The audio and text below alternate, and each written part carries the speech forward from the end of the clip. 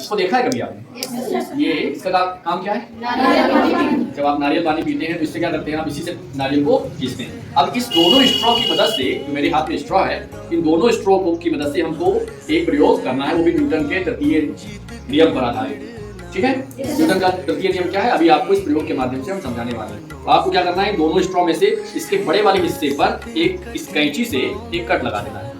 ये देखिए हमने यहाँ पर एक कट लगा दिया, कट लग गया। दूसरी वाली जो स्ट्रॉ है, इसके छोटे वाले एंड को क्या करना है, इसमें सेट कर देना है। ये देखिए ऐसे करके आपने यहाँ पर इसको बढ़िया से सेट कर दिया।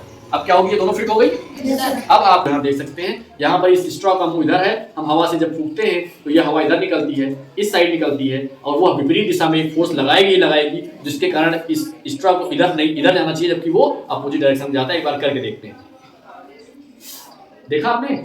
अगर इसके मुंह को इधर की तरफ घुमा दें तब ये इधर नहीं, अब की बार इधर जाएगा। इसका मतलब है कि इधर की तरफ हवा निकल रही है, इधर की तरफ हम फूंक मार रहे हैं तो फूंक से एक बल लग रहा है इस साइड में, और वो अपोजिट डायरेक्शन में एक बल लगाता है, जिसके कारण पाइप विपरीत दिशा में घूम रही है ना। एक बार और, है ना?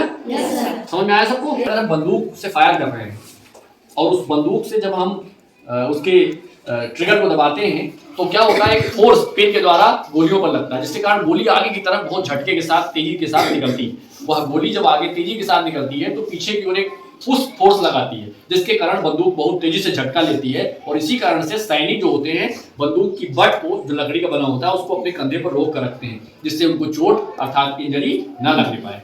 ठीक है, इसी तरह से एक उदाहरण और हो सकता है, जो है धनुष और बाण का। जब धनुष होती है ना, देखा है आपने, और उसमें बाण लगाते हैं और जो डोरी होती है उसको खींचते हैं। आप अपनी ओर डोरी को खींच रहे हैं तो वह डोरी भी विपरीत दिशा में बल लगाती है। तो आपने डोरी खींच के जब छोड़ा तो उस डोरी ने, जो आज जिस बल से आपने खींचा था, उस डोरी पर एक बल लगा, जिसके कारण उस डोरी ने भी एक फोर्स लगाया। किस पर लगाया? तीर पर लगाया, और वो तीर उसी बल के कारण बहुत दूर जाकर के गिरती है। तो यह भी न्यूटन के तृतीय नियम का उदाहरण हो सकता है। इसके अलावा बहुत सारे उदाहरण हैं कि आप ठेले के ऊपर खड़े हैं, किनारे साइड में सपोज करो ठेला, यहाँ खड़े हैं और इधर की तरफ कूद रहे हैं, तो आप पैर से एक पुश फोर्स दे रहे हैं, जिसके कारण आप आगे की तरफ जा रहे हैं, लेकिन उतना ही फोर्स आपके ठेले पर भी लगा, जिसके कारण ठेला पीछे की ओर और आप गिर गए। तो इस तरीके से न्यूटन, आप कुएं में पानी निकाल रहे हैं, आपकी रस्सी टूट गई, तो आप क्या होगा, पीछे की तरफ गिरेंगे, अंदर गिरेंगे, कुएं पीछे की तरफ गिरेंगे, क्योंकि वो बाल्टी जो फोर्स अंदर की तरफ लगा रही है, उसके विपरीत दिशा में भी एक फोर्स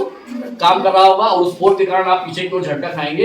अर्थात न्यूटन का जो तृतीय नियम है वो यह कहता है, क्या कहता है, कि अगर किसी वस्तु पर बल लगाया गया तो वह वस्तु भी उतना ही, मगर विपरीत दिशा में एक बल लगाती है।